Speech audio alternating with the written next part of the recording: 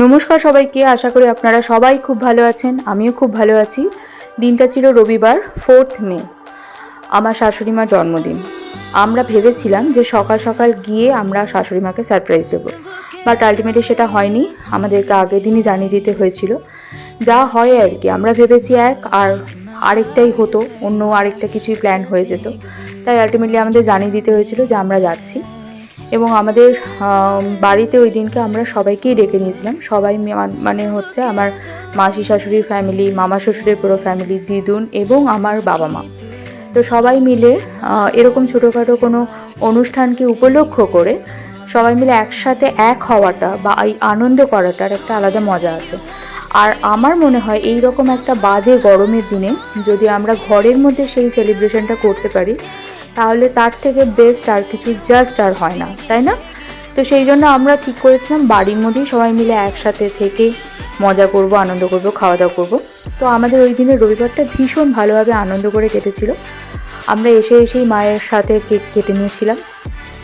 তারপরে সবাই মিলে গল্প গুজব, হাসি ঠাট্টা এই সমস্ত করে। আর বাচ্চাদের মধ্যে তো জানেনই, একটা খেলাধুলা হঠাৎ করে শুরু হয়ে যায়। তো সবাই মিলে ভীষণ আনন্দ করেছিলাম। আপনারাও দেখে বুঝতে পারবেন ব্লগটা, তাই পুরোটা প্লিজ দেখবেন। যাই হোক, আমি লক্ষ্য করছি বেশ কিছুদিন ধরে আমি যে টুকটাক করে খুব বেশি আমি ব্লগ ছাড়তে পারি না, তবুও যে কটা ব্লগ ছেড়েছি তাতে করে আমি দেখলাম যে আমার ভিউ অ্যাজ এ ভিউয়ার্স হিসেবে আপনারা অনেকেই কিন্তু দেখছেন, কিন্তু অনেকেই আছেন যারা দেখে না পালিয়ে যাচ্ছেন। কেন করছেন এরকম? প্লিজ আমার ব্লগটা দেখুন, দেখে লাইক, শেয়ার বা কমেন্ট করুন, সাবস্ক্রাইব করুন আমার চ্যানেলটা। তবে না আমি বুঝতে পারবো যে আপনারা আমার ব্লগটা দেখতে ভালোবাসছেন বা ব্লগটা এর পরেও কন্টিনিউলি আপনারা দেখতে চাইবেন। তো যাই হোক, এরকম বড়দের মধ্যে কেক কাটাকাটির পর একটা পর্ব আসেই, যেটা ভীষণ হাসির। সেটা হচ্ছে কেক মাখানো।